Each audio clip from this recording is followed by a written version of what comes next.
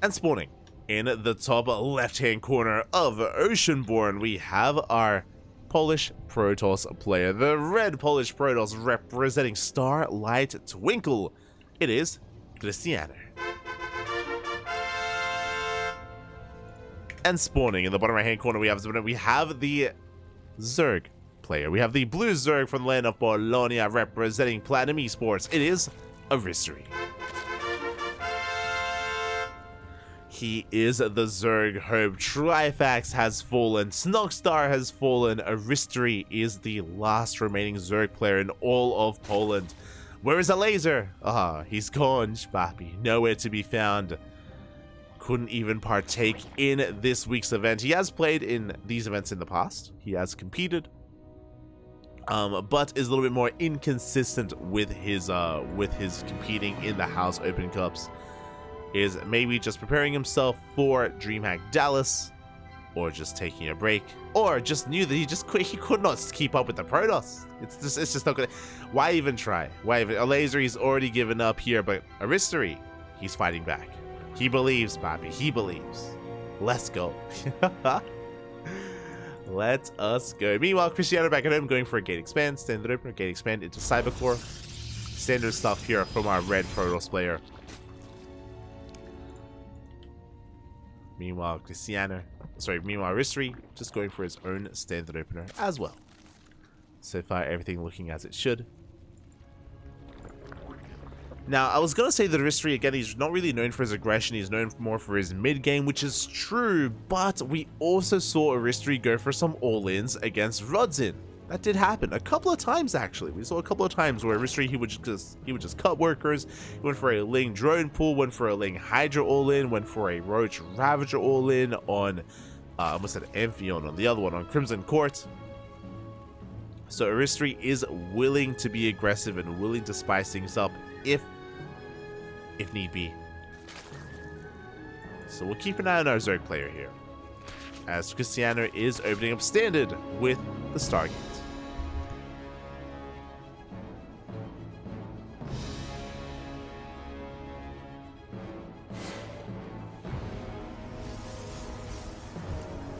Is going to be the Stargate opener here for Krystianer.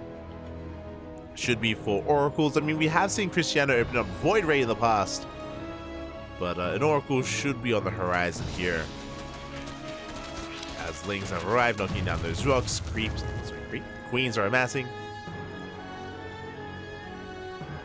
So far, we are keeping up with the Adeptor-Ass. And there's our unit of choice. It is not going to be the Void Ray, it's going to be the Oracle first for Krystianer. It's coming. With this Oracle opener, we're going to be able to harass across the map. We're going to be able to scout the Zerg player and expand and take a third base. There's a reason why. Oh my god, as we throw down a Twilight Council before the third. A very aggressive build here by Krystianer. With this fast Twilight Council, this feels and this screams, and this should be Glaive Adepts. Feeling Glaive Adepts here from this follow-up from Krystianer. Again, a big delay on the third base. Gateway Explosion. We have 3 gates on the way, plus the one that we already have. It's going to be 4 gates in total for Krystianer. And the Oracle has arrived and gets turned away. We have our 2 queens here at our natural. We have our 2 queens in the main. And there it is. Glaives is on the horizon. As I did mention, Glaives is a common follow-up here if we do go for a fast Twilight Council, just because it's a good way to catch the Zerg opponent off guard. The Zerg opponent would usually drone from here. Would usually delay Roaches, delay Lings, and drone and make Queens when they're up against the Stargate opener, because they know that there's no aggression. They know that they're safe, when really, they're anything but. It's a very cheeky build here by Krystianer. He's hoping this goes unscattered, and if it does, then Aristori may just fall here to the Adept Aggression. It is not an all-in. Bear that in mind. This is not an all-in from Krystianer. It is just a way to get ahead in the economy and to cripple Aristori early on. Meanwhile, Aristori thankfully is going for a safety Roach Warren. This was thrown down at around the 4-minute 30 mark, thankfully, so it's a little bit earlier than normal, and it will keep us safe. It does mean that we will have Roaches available for the Adept Aggression. Meanwhile, Adepts are amassing. Remember, there is no robo with this, so there's no warp prism to reinforce. What you see is what you get, and we are moving out with a good chunk of adepts. We shade across the map. Now, Aristori does not see the move out. He is amassing a couple of roaches, though. As the adepts make their way towards the mineral lines, queens are rotating over towards that third, towards the natural even. And we commit! We commit to the shade. We walk past the queens with 9 mining here at the natural. Roaches, they pop out just in time. The roaches do pop. Lings are going down and drones are being targeted. We shade into the main base. Oh my god, and we get 7 drones in total so far. Pretty good damage. We get an 8th drone, and we're not done. We have more adepts working up here at the 3rd. The initial wave of adepts, they shade out. We have more adepts threatening the 3rd base with any kind of mining time. As the adept aggression does continue. We shade into the main base. We have Lings and roaches lying in wait. And I like this here from Krystianer. He will be losing his adepts in the main, but he does actually survive with a good chunk of them here to have some kind of force on the map. As Krystianer is on 61 probes. Krystianer, he has a massive worker lead. Aristori is still catching up. Oracles are moving out to harass. Adepts, they still threaten the 3rd base. And Aristori just now begins roach speed. He can't counterattack without it. So we have roach speed on the way, we have +1 range on the way. Aristori, he's stuck at home until these upgrades kick in. And Krystianer, he is chilling back at home, getting a 4th base, working on Blink +1. Potentially even a robo. No robo yet, but working towards robo tech, I'm sure. Oof, as we camp the 4th. We get 3 more drones. And Krystianer, he did enough with the adepts. Again, as we mentioned before, the adept follow-up was not meant to kill, it was meant to cripple. And it did.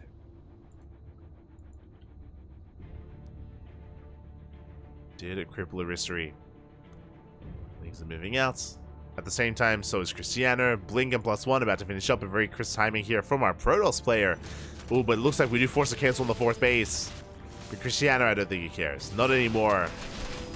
4th base, ooh, is cancelled. Link Stalkers dive in. Going for the Nexus. Sorry, going for the hatchery.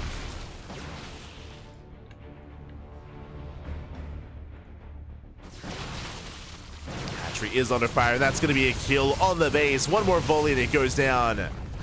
We blink back. Oh, big stasis on the roaches. The roaches are caught.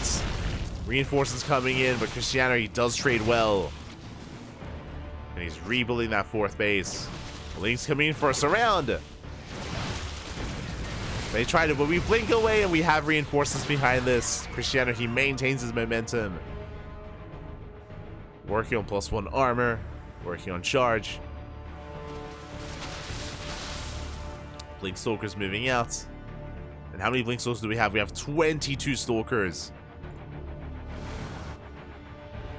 And he wants the base. Once again, he's gonna get it. Does force a cancel.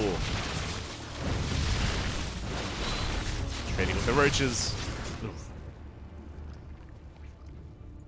Lings threatening a run by.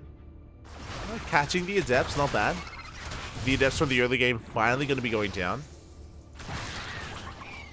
But now we know that there are Lings in the area near the 4th base. So Krystianer, he does reinforce. Plenty of zealots.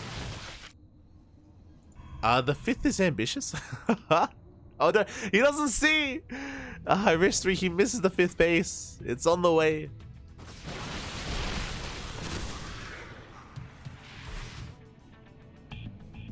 Not like this.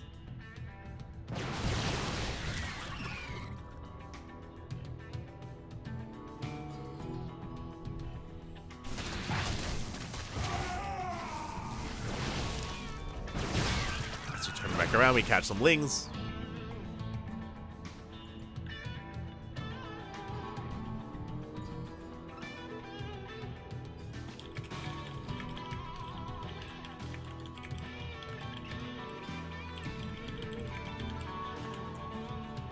Yes, here we go. We do see Krystianer looking to go for the kill. I mean, the Lings, they do get eyes on the base. Ooh, as it looks like there's some latency going on. I have a little bit of latency on my end, but it should be okay. My latency is normal here to EU, like 300 ping. But it looks like he might be experiencing lag on his end. Hopefully the latency is able to clear up. Hopefully things are okay. Oh god, no! Krystianer, stay with us! No! Oh, as it does look like Krystianer's internet is failing him a little bit here, and just like with Aristori, we're more than willing to remake. We can remake the game, we can load back in. It's gonna be okay here. As long as, of course, Krystianer can reconnect, then we can restart and resume from replay. Thankfully, I mean, I say thankfully, we are actually in the middle of a fight is the problem. The Roach is trying to collapse here on top of the Stalkers. At the same time, we have Lynx harassing across the map as well, but Krystianer's keeping up. Oh, yeah, and he does lag out, so we will try and get back into that game. We're going to be hoping to catch Krystianer, and then we can piece it all back together and resume from replay. So it's all good, man. It's all good.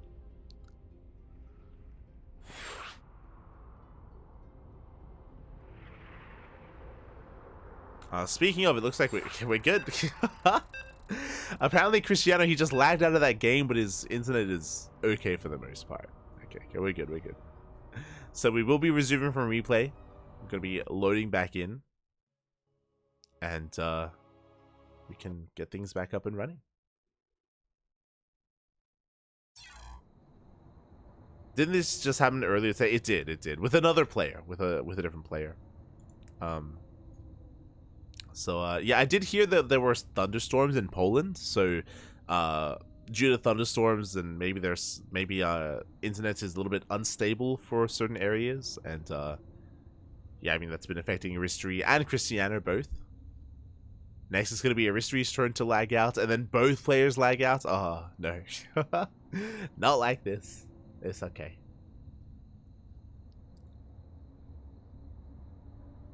Obviously, with so many Protoss, storms are common. True.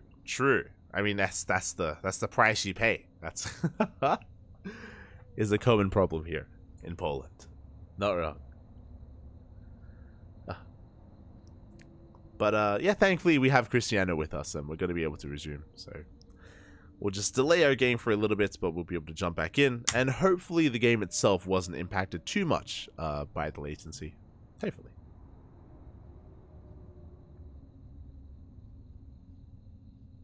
As we are recovering.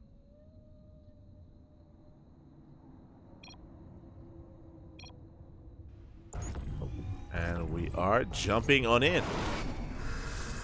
Whew. Meanwhile, we have the Stalker Army going to be forced back by the Lings at the same time. Ling Rambai is forced back as well. Krystianer does retreat. We can see that Aristori has amassed an army. Now, this is where we have to remind you. The soup does lie. You know, Aristori, he might be maxed out. That is true. But he's down in workers, and he has a subpar army. Ling Bane Roach Ravager.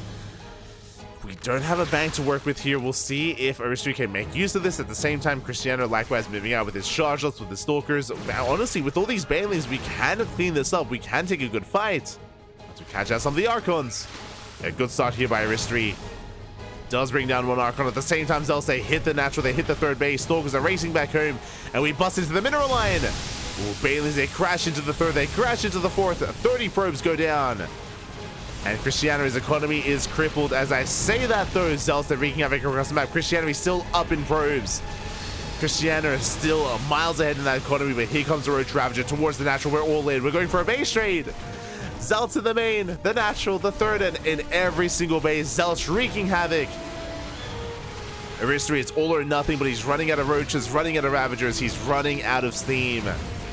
Good blinks here from Krystianer as they push in towards the natural. Getting a gateway, depowering some of the production here. But as long as Krystianer can warp in, he's going to be okay. And here comes some Zealous from behind. Zealous, they collapse on the army. Ooh, big miles here on the Stalkers. But Aristori, he's being cleaned up. He did well for himself. He did kill a lot of probes, but it was not enough. As Aristori, he's down to 8 drones. GG gets called, and Krystianer will take game number 1. Whew. GG. GG, well played. Again, Krystianer, for the most part, he did have a solid lead, or he had a solid grasp on that game. But a shout out to Aristori because, hey, you know, he was able to pop off towards the end and able to make things as chaotic as they could be as the game did wrap up. By killing all the pros, by just essentially going all in and just going for a base trade. Unfortunately, though, again, his army couldn't quite keep up and scale up with the army that Krystianer was working with, and with that, Krystianer takes the lead. Oh, my apologies. Wait, what? There we go. Hold on, something's wrong. There we go.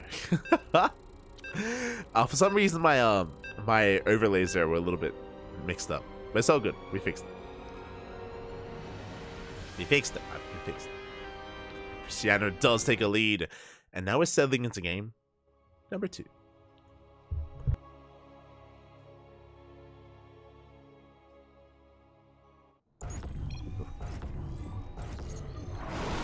And here we go. We're settling into game number 2, and spawning in the bottom right-hand corner of Golden Aura, we have our red Polish Protoss player leading the series 1-0, representing Starlight Twinkle, 1 game away from making it into the grand finals. It is Krystianer. And spawning in the top left-hand corner, we have his opponent. We have the blue Zerg player from the land of Bologna, representing Platinum Esports. He has to fight back here and now to force that ace match. It is Aristori. Aristori back. Let's go. Whew. As we are going for a hatch first, going for a hatch gas pool. Standard opener here from our blue Zerg player. But we are loading into Golden Aura. Okay, so shorter rushes us by ground. Third base on Golden Aura is more secure, is more stable. I'm curious if Aristori maybe is thinking of going for a 3-base all-in. 3-base all-ins can work quite well on this map. It's been a while since we've seen them. Just because they were a little bit played out here. A little bit. So we did see a lot of Queen walks on Golden Aura, especially early on. Meanwhile, Krystianer, he can always spice things up as well. As a reminder, Krystianer did open up Stargate into a fast Twilight Council into Glaive Adepts, into a hidden Glaive Adepts, and he was able to do enough damage, cripple the economy, and get ahead in the previous game. But usually you don't want to do the same build 2 games in a row. From the side of Protoss, like Protoss players, they have a lot of different openers and variations available to them. Ideally, you do want to try to bring something different each game in a best of series. Unless we're just playing standard. I mean, that you can just do every game, but if we're talking about spicy builds, we don't want to rely on them too much.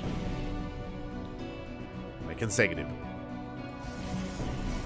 As Cybercore is done, Pylon is finishing up, we have our gas, and we are going for the Stargate.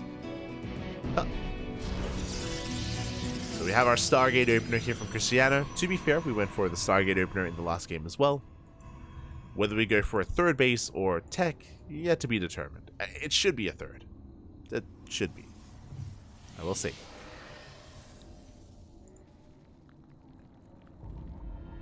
Meanwhile, across the map, do you have our Zerg player just droning?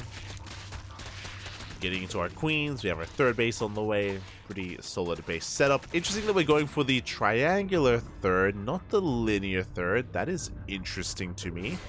I'm wondering what the rationale for that is. Usually the linear 3rd base is a little bit more secure. It is safer to expand to. The base on the right, a little bit more wide open. Curious how this all comes together. The depths are going to be shading in.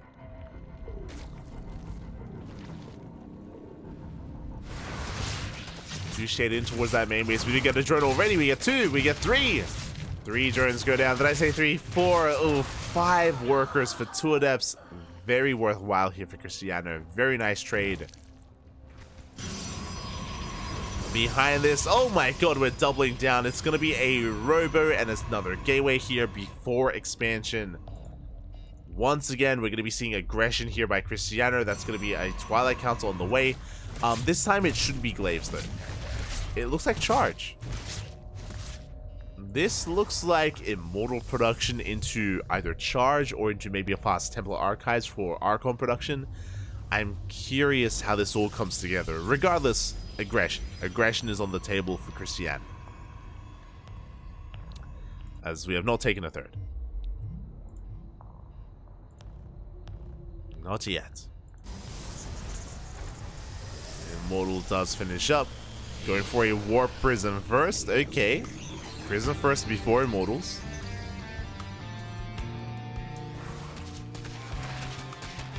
Wings dip in. They do get zoned away though by those Adepts. Again, I'm waiting to see what happens with the Twilight Council, whether we go for a fast upgrade or whether we go for a Templar Archives. As we do pick off one Adept. Yep, and there it is, fast Templar Archives. So it's going to be Immortal Archon. It's this is a build that Krystianer used to defeat Raynor. It was Krystianer versus Raynor in WTL, and Krystianer did bring Raynor down. Krystianer also used this to bring down a laser as well. This was last year in the house events. But this is a really nasty build where it's not an all-in. We're just building up slowly towards a third and slowly towards a fourth, and we're getting really early Immortal production and really early Archon production. So Immortal Archon. And boy oh boy, do we get a lot of Immortals and Archons. Meanwhile, we have our initial Archon drop across the map. If you were here earlier today in Kung Fu Cup, Creator did this, if I recall correctly. Yeah, Creator versus Solar. So Creator, he went for a variation of this build earlier today in the semifinals of Kung Fu Cup. Archon drop comes in, shaving off some Lings. A lot of Lings going to be going down. And yeah, we're making good use here of the shields. The Archons, they should be saved. Not a single one should go down. We shave off so many things. And we reinforce, we double down. Zealots are on the way. These are slow lots, by the way. There's no charge, but we don't need them. Know where we're going. Where are we going? To the main. We're going to the finals here as we get 6 drone kills. We're going for the base, actually. That's a little bit ambitious. We should save it. We have plenty of queens for transfuse. Well, the Prism taking a lot of hits. Oh, God! Prism does take a lot of damage. As the Oracle comes from behind, we get 10 drone kills in total. 11 drone kills! Wreaking havoc here at the 4th. And behind this, we're building up more Immortals, more Archons. Second Robo's on the way for double Immortal production. And there's that charge. Oh boy. Now, I believe we ideally want to push out with, is it 5 to 8 Immortals? That's kind of the numbers that we're looking for here for Krystianer. 5 to 8 Immortals. This can also hit with Storm, depending on the army we're up against. As I believe the Prism just went down. Oh no, the Oracle went down. Prism's still alive. Okay, we're good. I was worried for a second there. Oracle went down. Prism's still up and running. What I was gonna say is this can hit with Storm. Speaking of, there it is. Storm is on the way. So Storm, by the time it finishes, we should have at least 5 Immortals. At least 5. And again, we may have even up to 7. As I say that, Krystianer, he's a little bit impatient, actually. We're pushing out already, and we cancel Storm? Okay, we cancel Storm. Never mind. We're just pushing. Charge is about to finish. +2 is still just starting, but Krystianer, he's had enough. He wants to go here and now. Smells blood in the water, pushing into Roach Ravager. The Concave, they're working against him. The force fields. You force field the army. The Immortals, they pick off a good chunk of Roaches. They catch a Queen. Oof. But the strike point is still brutal, and Aristori, he's holding on. Aristori is holding on. And that's a good amount of Roaches. I feel like we're pushing in too soon, but Krystianer, he wants to go for the kill. Good force fields once again, locking down some of the army. These Immortals, though, they're looking exposed. Yeah, we need more support. The Immortals, they're going down one after the other. Krystianer, he is overextended. We did push in too soon. We could have waited. We could have waited for extra waves here of Immortal. We could have waited for Storm, but no. Krystianer too impatient, and now Aristori. He has momentum. He has momentum on his side. Aristori, we can bring it back. For now, we're droning. We're droning up. We're resaturating. Krystianer is stuck at home. How many Immortals do we have? 6. We're soon to have 8 Immortals. No Storm, but we have +2. And basically, what Krystianer's working on, especially because there's no Hydras, is just Archon Immortal. Just build up mass, charge our Archon Immortal. As many Immortals as we can get.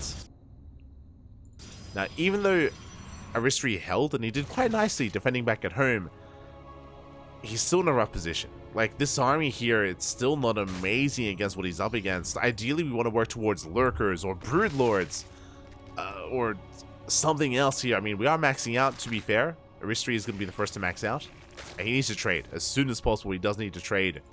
Because this army, this death bull of an army is getting bigger and bigger. And we have decided to restart Storm. Storm is now on the way once again. How many Immortals? 9. Soon to be 11 Immortals. We can hit 12 Immortals by the time we push. We could maybe even hit 13. Cells coming in, getting a couple of drones.